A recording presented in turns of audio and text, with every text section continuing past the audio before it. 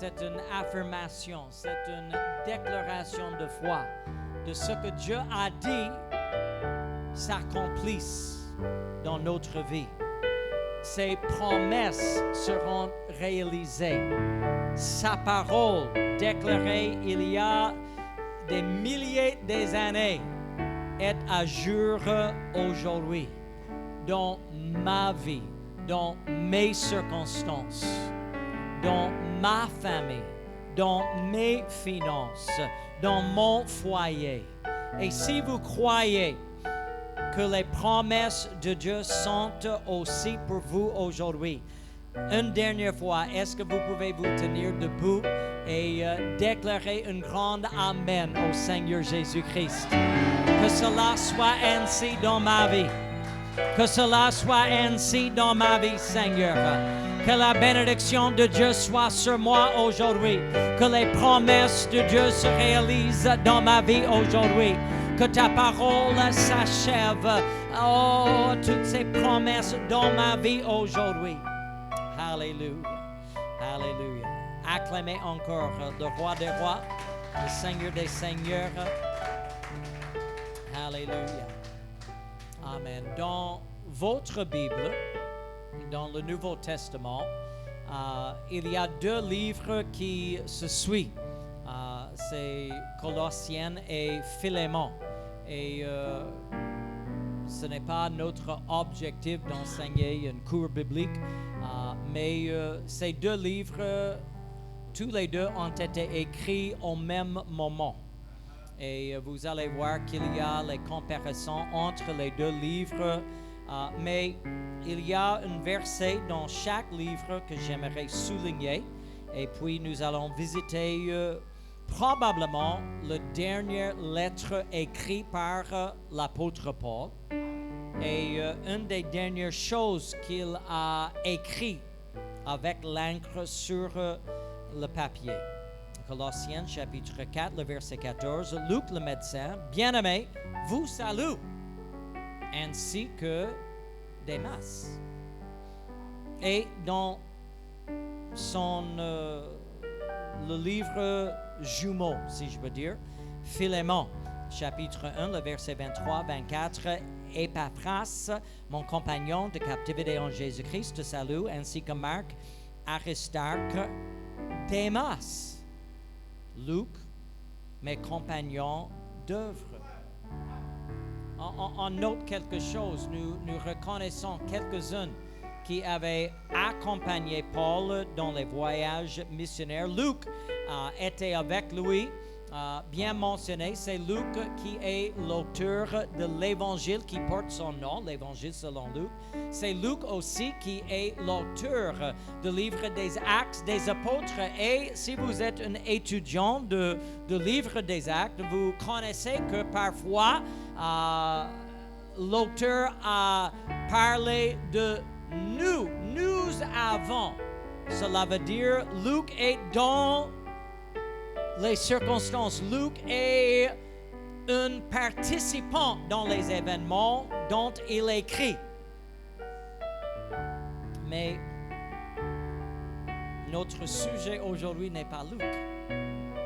Parce que les deux versets nous conduisent à 2 Timothée chapitre 4, les versets 9 et 10 qui nous dit: viens au plus tôt vers moi, car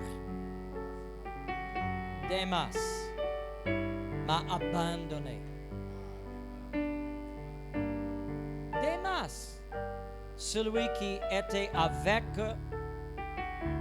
l'apôtre Paul, qui était compagnon avec Paul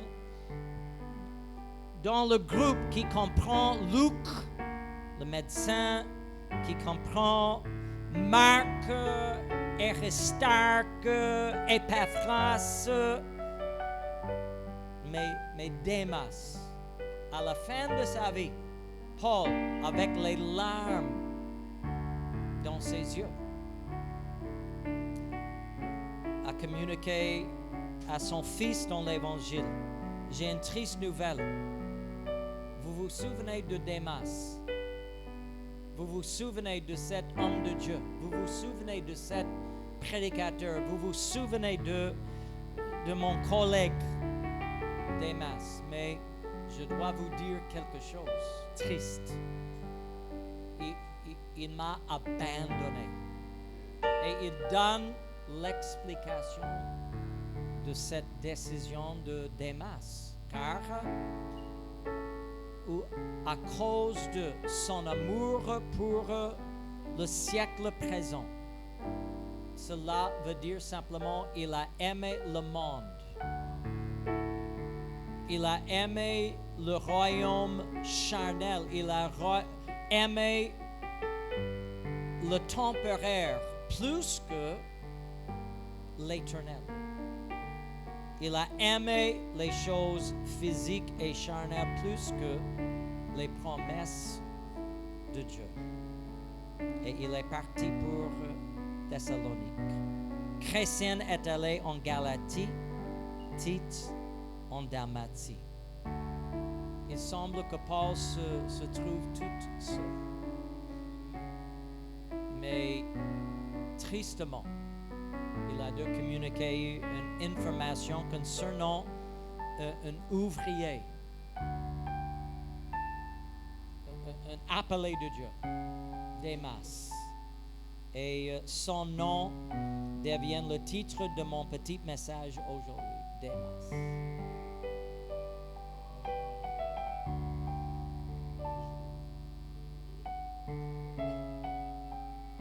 Démas m'a abandonné par amour pour le siècle présent.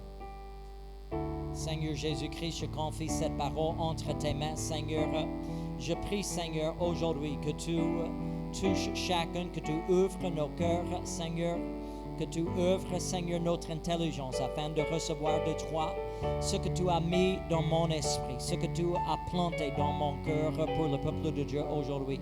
Seigneur, que tu touches chacun et que nous soyons sensibles à ta voix, ta direction et le message que tu veux nous communiquer, Seigneur. Pour ceux qui se connectent sur l'Internet, Seigneur, que l'onction de Dieu, Seigneur, soit communiquée, non seulement les paroles.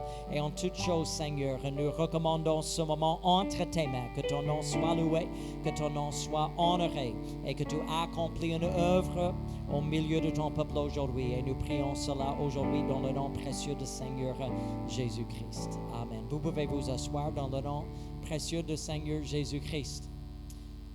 Nous comprenons avec les Écritures une histoire triste et je vais vous dire avant même de plonger dans le message qu'il y a deux parties il y a deux choses vraiment différentes que j'aimerais communiquer. Mais d'abord, on doit parler de l'abandonnement, cette partie de Démas.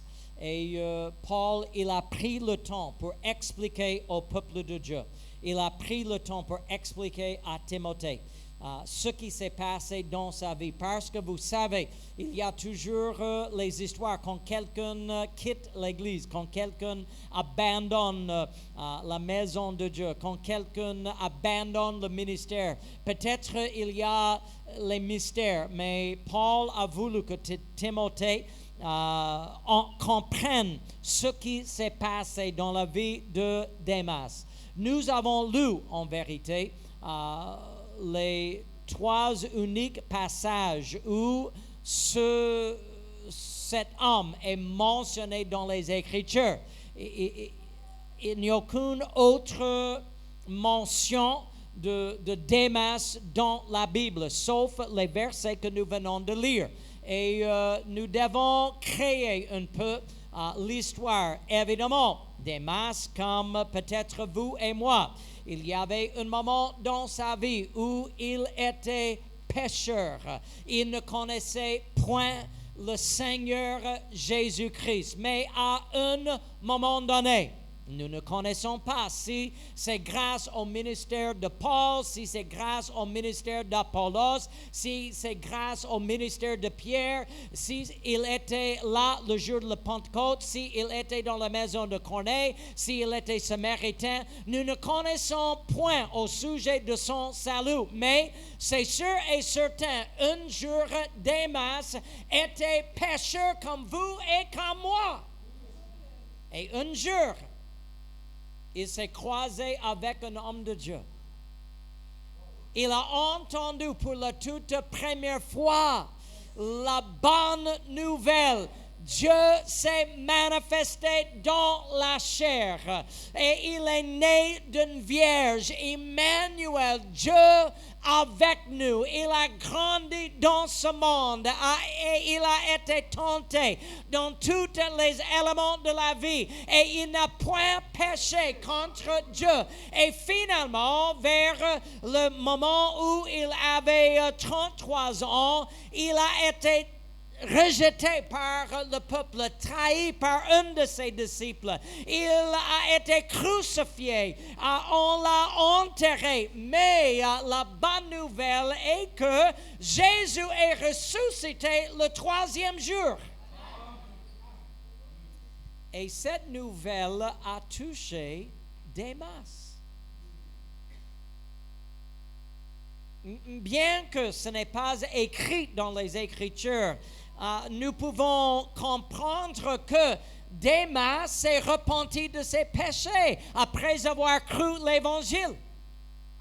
Nous pouvons comprendre que, comme toutes les autres chrétiennes du premier siècle, Démas a été baptisé au nom du Seigneur Jésus-Christ pour le pardon de ses péchés. Nous pouvons comprendre et nous pouvons conclure que Démas a été baptisé de Saint-Esprit et il a parlé en langue comme tous les chrétiens du premier siècle et il a reçu une vocation céleste. Il y avait des qualités de ministère dans sa vie. Si vous ne croyez pas cela, souvenez-vous l'histoire de Jean-Marc. Jean-Marc était compagnon de Paul pour un moment. Mais le moment est arrivé où on a proposé à nouveau, nous allons emmener Jean-Marc, il va nous accompagner. Et Paul a refusé. Il s'est souvenu, Jean-Marc n'était pas à mesure à souffrir, il n'est pas à mesure à traverser les épreuves. Et comme Jean-Marc nous a abandonnés une fois, je n'ai pas la confiance qu'il peut être dans mon entourage.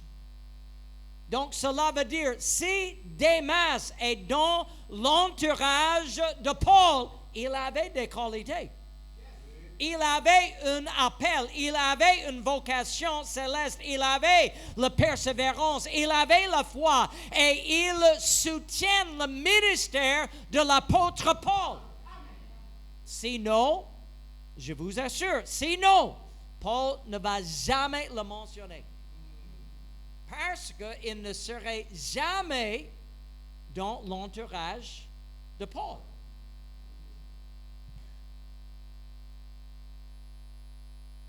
Mais Démas a abandonné non seulement l'apôtre Paul, mais selon ce que nous pouvons comprendre de 2 Timothée 4, le verset 9 et 10, Démas a abandonné la foi. Je ne sais pas à quel moment, mais peut-être vous avez témoigné cela dans la vie de quelqu'un. Quelqu'un zélé pour le Seigneur, quelqu'un rempli de Saint-Esprit, quelqu'un qui connaît prier, quelqu'un qui connaît jeûner, quelqu'un qui a un ministère dans le royaume de Dieu, quelqu'un qui connaît les Écritures, mais à un moment donné, la convoitise des yeux, il avoue quelque chose. Bon, je peux dresser une liste des choses qui peuvent attirer les yeux. On peut parler de convoitise de la chair. Je ne sais pas. Encore, on ne sait pas. Je ne sais pas si c'était l'orgueil de la vie. Mais quelque chose a touché l'esprit de Démas. Et comme chacun qui est dans la maison de Dieu, et si nous sommes honnêtes, nous allons lever la main et dire, oui, pasteur, c'est vrai, je lutte aussi avec les tentations. Démas a lutté pour un moment avec la tentation. Encore, je ne sais pas quelle est la tentation. Qu'est-ce que c'est qui a attiré les regards de Démas, qui a tourné le cœur de Démas, mais quelque chose dans le monde a touché son cœur, son esprit, et à un moment donné, au lieu de résister, au lieu de refuser, au lieu de dire non, excusez-moi Paul, j'ai quelque chose à faire aujourd'hui. J'ai un rendez-vous en ville. Je vais sortir. Je ne sais pas s'il a expliqué, je dois sortir pour l'évangélisation. J'ai une étude biblique quelque part en ville. Mais en réalité, il y a quelque chose d'autre. Parce qu'il a aimé le monde plus que le Seigneur Jésus-Christ.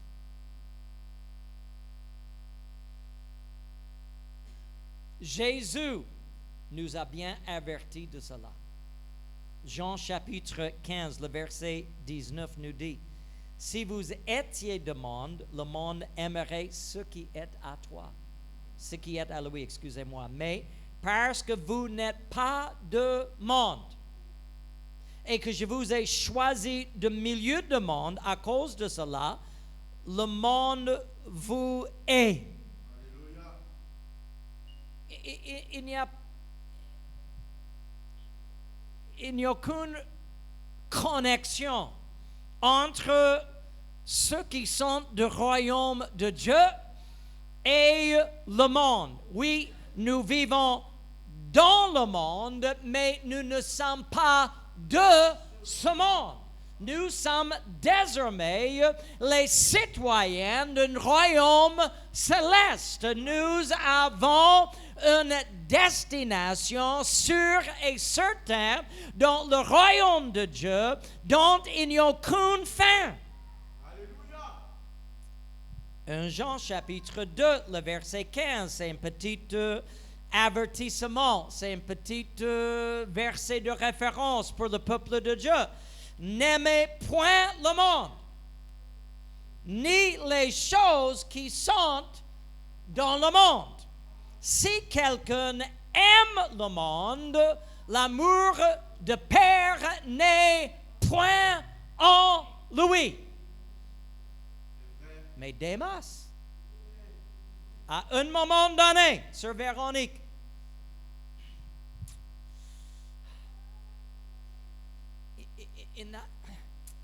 oui, je sais ce que Paul a dit. Je sais ce que mon pasteur a dit. Je sais que ce que mes frères et mes sœurs en Christ croient. Mais c'est comme le péché m'appelle. C'est comme je ne peux plus résister. En réalité, ce verset 1 Jean 2,15 nous explique le problème. Si vous aimez le monde, l'amour de Père, l'amour de Dieu n'est point en vous. Jésus a posé la question à l'apôtre Pierre et je crois que c'est une bonne question pour nous aujourd'hui. La question se trouve 3 fois en Jean chapitre 21 Et nous soulignons le verset 15 qui nous donne la petite question. M'aimes-tu plus que même ceci? Après avoir mangé, Jésus, il parle de la nourriture, il parle de la nourriture charnelle, il parle des choses de ce monde. Simon, fils de Jonas, m'aimes-tu plus que ne m'aime ceci? Qu'est-ce que vous aimez réellement? Est-ce que vous aimez Dieu, le royaume de Dieu, la parole de Dieu, l'Église de Dieu, les frères et les sœurs que Dieu vous a donnés, ou, contrairement, est-ce que vous aimez le monde? Parce que c'est impossible selon Dieu, selon les paroles du Seigneur, d'aimer à la fois Dieu et Mammon. Il est impossible d'aimer en même temps le royaume de Dieu et ce monde. C'est impossible d'avoir un pied dans le monde et un autre pied dans le royaume de Dieu. C'est impossible. Et comme le prophète a dit, comme Élie a déclaré au peuple d'Israël, choisissez aujourd'hui. Choisissez. Pour combien de temps est-ce que vous allez sauter entre les deux côtés? C'est aujourd'hui. Si c'est Baal que vous voulez servir, servez Baal. Si c'est Dieu que vous voulez servir, servez Dieu. Mais on ne peut pas louer Jéhovah le dimanche et les autres jours, vous êtes maintenant disciples de Baal. C'est impossible. Et si vous aimez le monde, il est impossible pour vous à servir Dieu. Maintenant, nous lisons Matthieu chapitre 6, le verset 21, qui nous dit simplement, car là où est ton trésor. Et voilà le problème, si on peut dire. Là où est ton trésor, là aussi sera ton cœur. Cela veut dire simplement, si vous valorisez les choses de ce monde, votre cœur sera dans le monde. Si vous valorisez le royaume de Dieu, la parole de Dieu et les affaires du royaume de Dieu, votre cœur sera dans les lieux célestes avec le Seigneur Jésus-Christ. Et ainsi, Jésus veut savoir où est d'abord ton trésor. Où est ton trésor? Et Jésus nous a donné un conseil. Ne ramassez pas les trésors ici. Parce que tout de ce monde va disparaître. Mais gardez un trésor dans les lieux célestes. Parce que si vous avez un trésor dans les lieux célestes, c'est sûr et certain que vous n'allez jamais perdre ce trésor. Amen. Mais l'autre avantage, l'autre bénéfice de cela est que ton cœur sera toujours fixé sur les lieux célestes. Amen. Amen. Maintenant, je ne veux pas que quelqu'un parmi nous devienne comme Démas. Et moi-même, je ne veux pas devenir comme Démas. De passer de frères favorisés et devenir abandonné. Or, de la volonté de Dieu, hors de la grâce de Dieu, loin de ma vocation. Je ne veux pas transformer. Un jour, je suis chrétienne zélée et après un peu de temps, je suis maintenant chrétienne glacée qui ne connaît même pas le feu du Saint-Esprit. C'est la première partie de ce message. Attention. Si quelqu'un comme Démas peut abandonner l'Église, le ministère, la grâce de Dieu, parce que il aime le monde, le siècle présent, plus que toute autre chose. Nous prêchons très souvent au sujet de Judas, un des disciples du Seigneur Jésus-Christ. C'est pareil. Quelqu'un qui connaît, qui a passé 3 ans dans l'entourage du Seigneur Jésus-Christ. Comment est-ce qu'il peut, à un moment donné, vendre le sauveur de l'humanité pour 30 pièces de l'argent? Même cette œuvre explique qu'il aime le monde et il aime les choses qui se trouvent dans le monde plus que le Seigneur lui-même. Attention. Ne croyez pas que vous ne pouvez pas tomber. Ne croyez pas que vous ne pouvez jamais être comme Démas.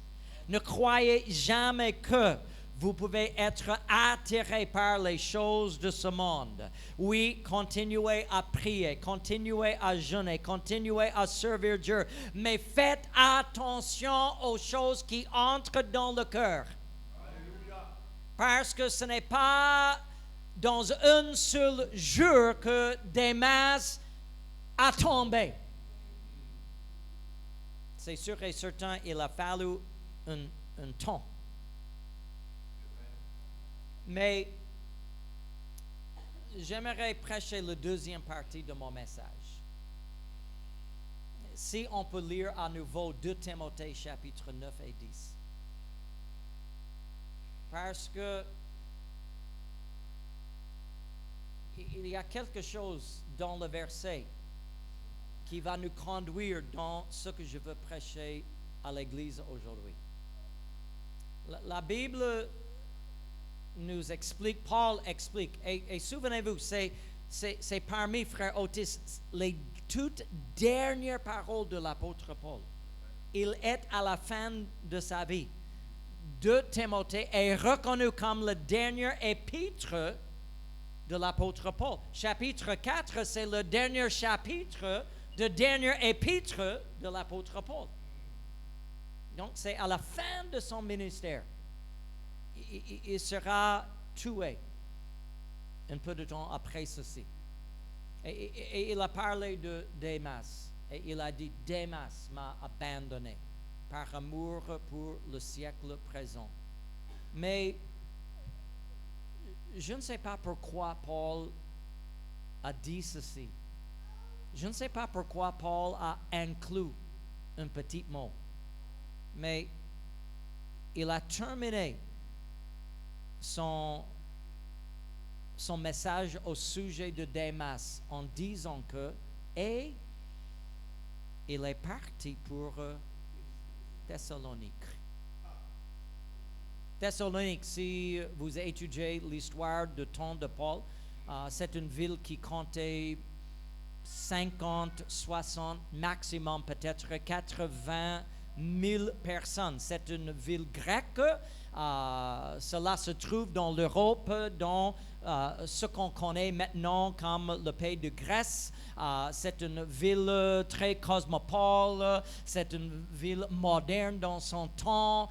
Il y avait aussi les Romains qui étaient là, mais c'est une ville libre, entre guillemets. Cela veut dire c'est une ville qui avait un gouvernement autonome, un peu libre des lois romaines, parce que le gouvernement ne crée pas les problèmes contre le gouvernement romain. C'était une ville très connue avec une population riche, mais il y a une dernière chose concernant cette ville que j'aimerais souligner. Dans la ville de Thessalonique, il y avait une église.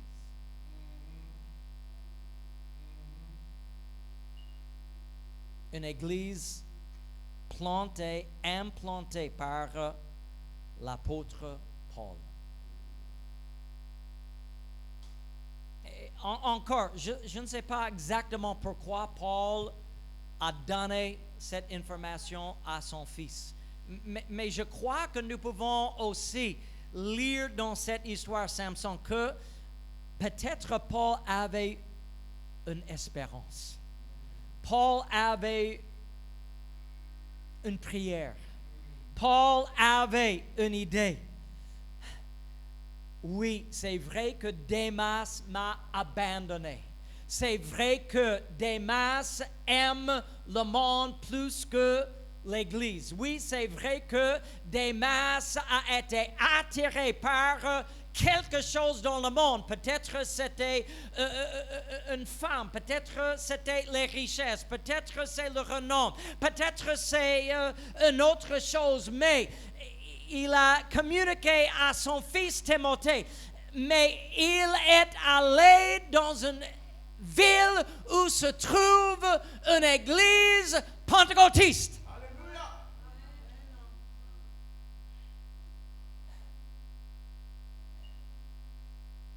On ne connaît pas. L'histoire, en fait, ne nous dit pas. Mais imaginez-vous avec moi pour un moment. Quand Démas est arrivé dans la ville de Thessalonique. Et il est en train de trouver quelque chose à manger un jour. Et il s'est croisé avec un frère en Christ. Ah, ça va. Vous êtes arrivé ici de nouveau. Ah oui. Donc, j'aimerais vous inviter à mon église. Non. Je ne crois pas. Et on voit le même frère plusieurs fois. Ah, vous vous appelez comment? Je ne veux pas parler de cela aujourd'hui. Mais, venez à mon église tout de même. Même si vous voulez rester anonyme. Venez à mon église. Je ne crois pas. Mais finalement, cet homme qui a assisté l'église avec l'apôtre Paul, si j'ai un rêve, si je peux entrer dans le passé, j'aimerais assister à un culte avec l'apôtre Paul pour écouter sa prédication, pour adorer avec le peuple de Dieu dans une des églises qu'il a établies dans le livre des Actes, pour chanter avec la gloire de Dieu, pour expérimenter avec la présence de Dieu. Et finalement, même s'il prêche toute la nuit, comme il avait l'habitude à faire, d'être là pour écouter le ministère de l'apôtre Paul. Et imaginez-vous maintenant que finalement, Démas, rétrograde, Démas qui aimait le monde plus que toute autre chose, Démas né de nouveau une fois. Démas, rempli de Saint-Esprit une fois. Démas, qui avait un ministère, qui avait un appel, probablement, qui avait les dons spirituels, qui s'est opéré dans sa vie. Démas, qui connaît les miracles, qui connaît les signes, qui connaît les miracles. Finalement, avec timidité, il arrive pour honorer l'invitation. Peut-être quelque chose dans son esprit le trouble à nouveau. Et peut-être quelqu'un ici avait senti la même chose. Vous avez traversé une saison où le feu du Saint-Esprit ne brûle plus. Mais vous vous êtes décidé, je ne peux pas rester comme ça. Je dois renouveler ma foi. Je dois renouveler le feu qui était en moi par l'imposition des mains. Je veux regagner mon salut. Je veux regagner ce ministère que j'avais. Je veux regagner cette relation intime avec le Seigneur Jésus-Christ. Et excusez-moi, mais imaginez-vous si il arrive à l'église et l'église n'est plus dirigée par le Saint-Esprit. L'église n'est plus une église qui prie comme il faut. L'église n'est plus une église qui jeûne comme il faut. L'église est désorganisée. L'église est dans le désordre. Il y a les frères contre les frères, les sœurs contre les sœurs, et il y a aucun fleuve de Saint-Esprit dans les cultes. Et Démas, finalement, il veut rétablir sa foi. Donc, il s'est décidé, j'irai à l'église pentecôtiste unie de Thessalonique. J'ai vu la publicité. J'ai vu une invitation que Sir Jean m'a donnée. Donc, j'irai à l'église. Il dit être là 9h30. Et cet homme qui connaît beaucoup, cet homme qui avait une relation avec Dieu auparavant, cet homme qui connaissait le réveil, le véritable réveil, est-ce qu'il va trouver une véritable église en arrivant?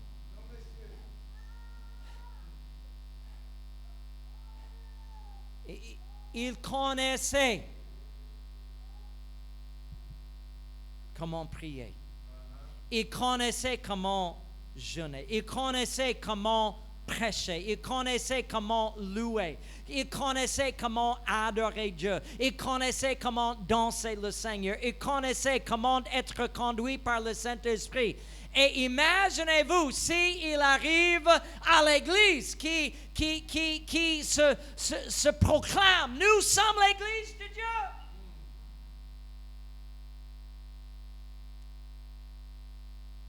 Et en arrivant, il ne trouve que la confusion, le désordre, les esprits charnels, les mauvaises attitudes. Quand il arrive, le protocole le voit comme c'est qui ça? C'est qui ça? Il y a un étranger parmi nous. Personne ne parle avec lui. On ne le connaît pas. Étranger. Ou peut-être j'ai entendu parler de lui. Je me souviens de quelqu'un qui s'appelle Démas. Si Démas est avec nous, il fait des problèmes. Il est auteur de confusion. Personne ne le salue. Tu es qui?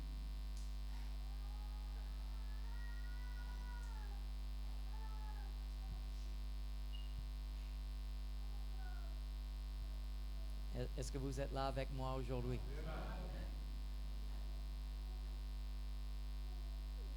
Je dis simplement, Démas va trouver quelle église à Thessalonique?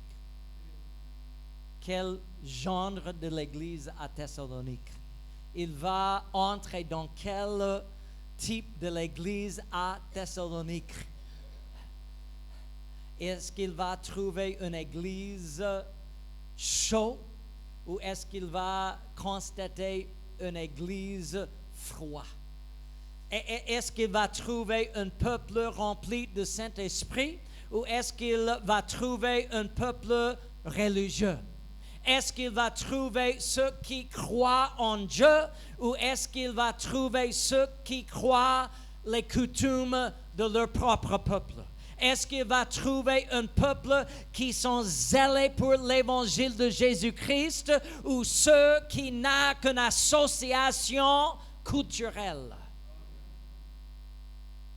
Il va trouver quelle église s'il se décide.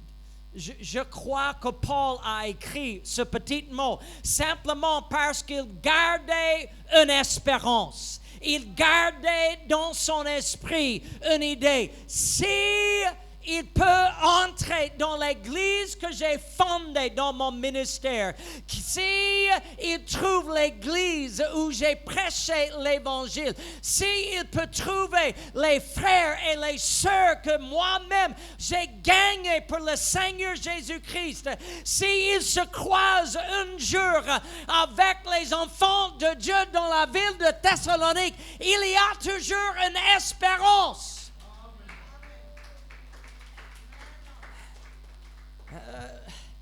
Écoutez-moi, je dis très très souvent, je ne suis prophète ni fils de prophète.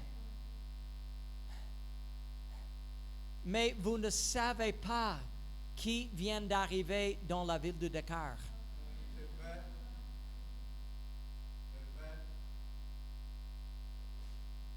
Vous ne savez point qui sera notre prochain visiteur.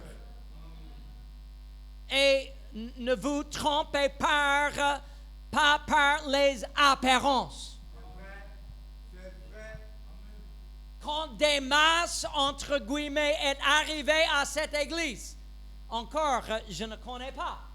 Mais je veux présenter une possibilité sur grâce. Je veux vous prêcher quelque chose qui peut être une réalité. Quand Démas est entré dans l'église pentecôtiste de Thessalonique, il n'était pas dans la joie du Seigneur. Il n'avait pas l'apparence de quelqu'un pieux. Il ne vivait pas dans la sainteté. Mais quelque part dans son esprit, il avait des expériences. Quelque part dans son passé, il avait une expérience avec Dieu. Quelque part dans ses pensées, il se souvenait des moments intimes dans la présence de Dieu. Et si les Démas qui se trouvent dans notre ville arrivent au milieu de nous, est-ce que nous sommes en mesure de les accueillir? Et est-ce que nous sommes en mesure de renouveler la foi? Est-ce que cette personne va se sentir, voilà la présence de Dieu que je connaissais auparavant. Voilà la parole prêchée que je me souviens depuis longtemps. Voilà la communion fraternelle dont j'avais soif depuis des années des années. Voilà l'amour fraternel que je me souvenais depuis les temps avec l'apôtre Paul. Quand j'étais avec Aristarchus et avec Luc et nous sommes assis ensemble pour parler de la bonté de Jésus et la grâce de Dieu, et nous avons causé des heures après des heures au sujet du royaume de Dieu. Où est-ce qu'il va trouver un peuple qui ne fait que murmurer les uns contre les autres?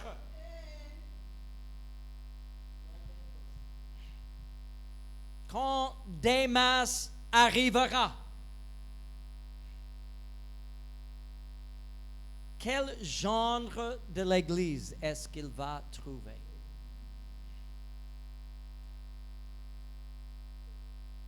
Encore, je ne sais pas comment s'est déroulé tous les événements, mais nous lisons certaines choses qui doivent nous consoler. Et ce qui est intéressant, j'ai bien établi, Démas m'a abandonné par amour de ce siècle présent. Et il est allé où? Il est allé à Thessalonique. Je rends gloire à Dieu, frère Dieu merci. Nous avons les instructions de Paul aux frères et sœurs à Thessalonique. J'aimerais lire quelques-unes pour vous. Alléluia. Dans 1 Thessaloniciens, chapitre 5, le verset 14.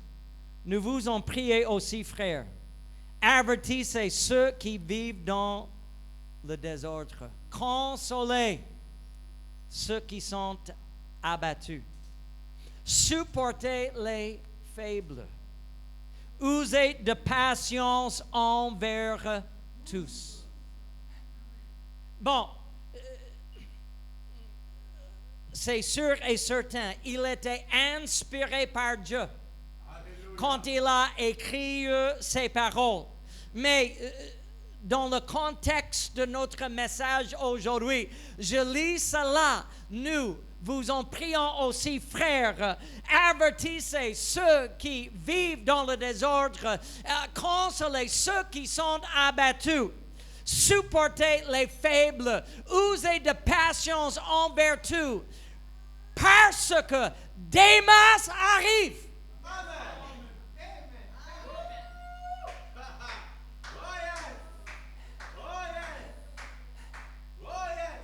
Verset 15, prenez garde que personne ne rende à autrui le mal pour le mal, mais poursuivez toujours le bien, soit entre vous, soit entre tous. Pourquoi? Démas arrive. Verset 16, soyez toujours joyeux. Pourquoi? Démas arrive. Verset 17, priez sans cesse. Pourquoi? Démas arrive. Verset 18, rendez grâce en toutes choses, car c'est à votre égard la volonté de Dieu en Jésus-Christ. Pourquoi? Démas arrive. Verset 19, n'éteignez pas l'esprit. Pourquoi? Démas arrive. Verset 20, ne méprisez pas les prophètes. Pourquoi? Démas arrive. Verset 21, mais examinez toutes choses, retenez ce qui est bon. Pourquoi? Démas arrive. Verset 22, abstenez-vous de toute espèce de mal. Pourquoi? Démas arrive.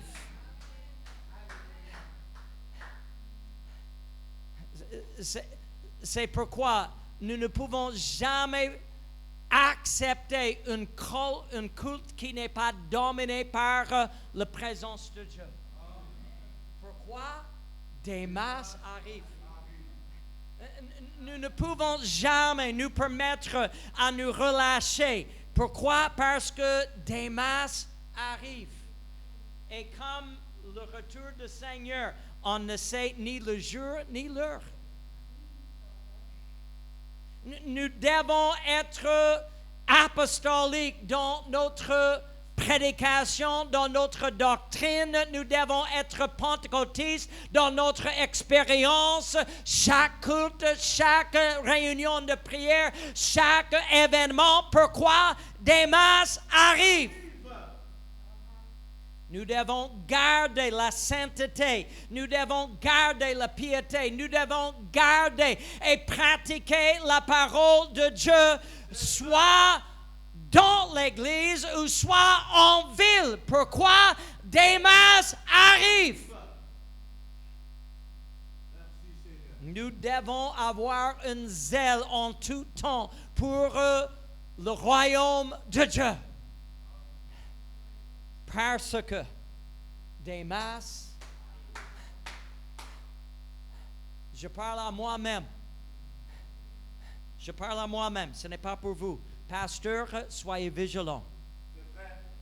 Pasteur, prêchez toujours le meilleur possible.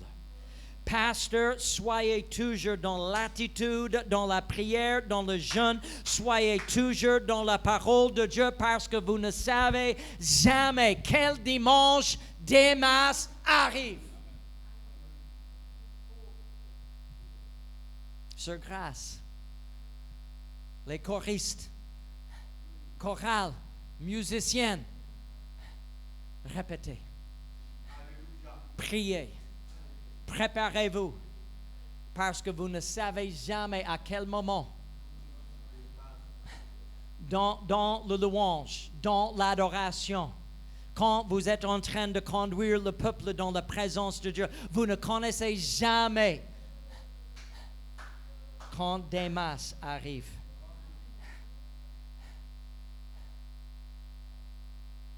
Équipe de protocole. Accueillir tout le monde d'une façon chaleureuse. Reconnaissez chacun qui entre dans la maison de Dieu. Soit blanc, soit noir, soit rouge, soit jaune, soit français, soit canadien, soit congolais, soit nigérien, soit ivoirien, soit sierra-léonien, soit chinois, soit indien, soit mexicain. Pourquoi? Parce que Démas arrive.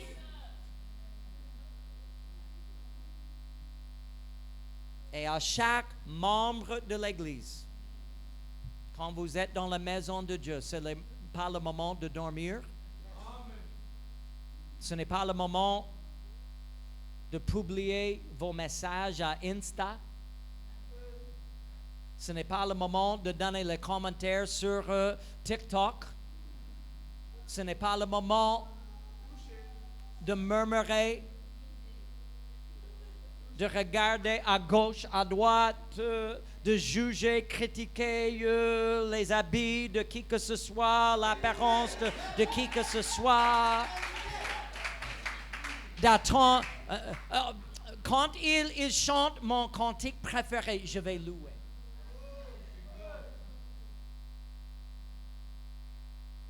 Quand il m'invite à témoigner, je serai rempli de Saint-Esprit. Quand ils font ceci et cela, je vais participer. Écoutez-moi, vous ne savez jamais, même membre de l'Église de Dieu vivant, vous ne savez jamais quand Démas va entrer et s'asseoir à côté de vous. Et Démas qui connaît. Démas qui était dans le royaume de Dieu longtemps avant vous. Démas qui connaît les hommes de Dieu que vous n'allez jamais rencontrer. Démas qui avait des racines dans la foi beaucoup plus profondes de nous tous. mais il est dans une saison où il aimait le monde. Et il s'assoit à côté de vous. J'espère qu'il va s'asseoir à côté de Circulina parce qu'elle a pris beaucoup de notes aujourd'hui. Il va voir que, elle est sérieuse. Elle est sérieuse. Et, wow, les notes, c'est incroyable. Et il voit à gauche et voilà quelqu'un qui...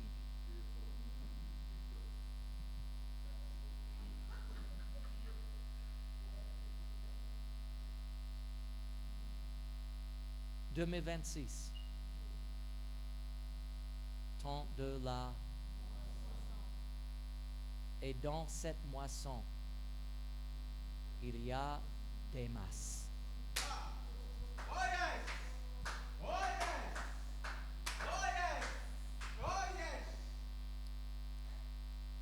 Ce n'est pas le cas avec chacun qui entre dans la maison de Dieu, je vous assure. Il y a quelques-uns qui arrivent au milieu de nous, et je ne connais pas vos expériences auparavant, mon frère Roger, mais il y a ceux qui arrivent dans la maison de Dieu, ils ne connaissent point. Ils n'ont aucune expérience avec les chrétiens, et où ça fait 20 ans. Ça fait 25 ans. Peut-être comme un jeune enfant, il assistait à une école de dimanche quelque part, mais depuis leur adolescence, il ne connaît point ce qui se passe dans une église. Et quand cette personne arrive, on peut faire quoi que ce soit, et la personne sera impressionnée. C'est vrai. Même si nous sommes dans le désordre, la personne va sentir quelque chose. Wow, ça c'est bon, c'est intéressant. Mais quand Démas arrive,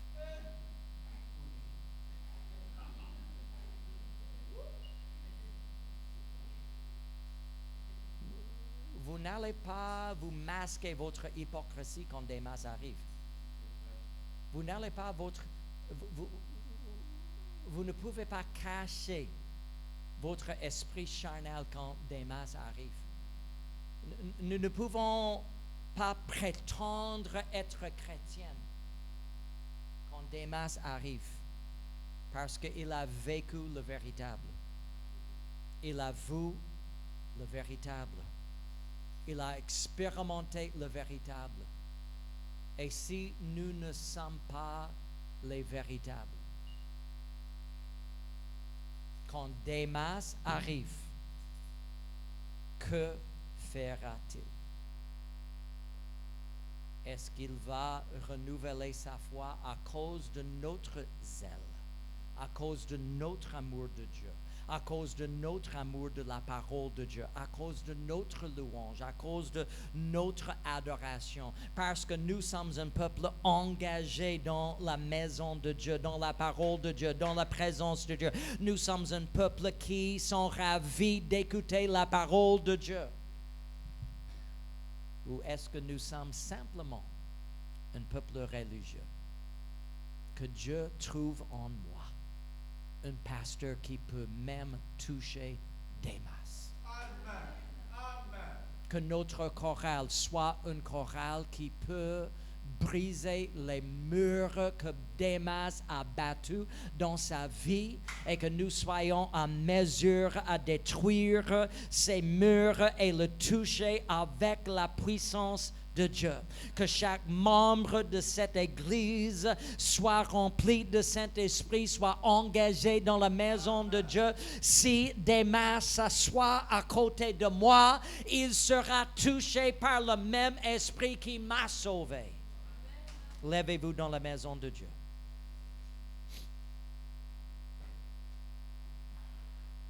Démas. Encore, je ne suis pas là, Racine, pour changer la parole de Dieu, c'est interdit. Mais peut-être dans notre temps, Démas est parti, il a abandonné un frère, un pasteur, un homme de Dieu quelque part, par l'amour de ce siècle présent et il est allé à Dakar.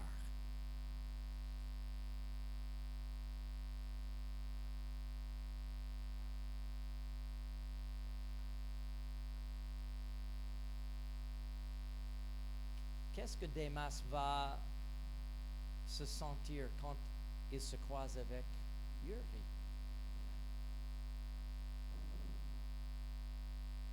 Avec Christelle? Est-ce que nous allons le traiter comme étranger, inconnu, simplement quelqu'un de passage? Ou est-ce que nous allons faire notre maximum pour le toucher avec l'amour de Dieu?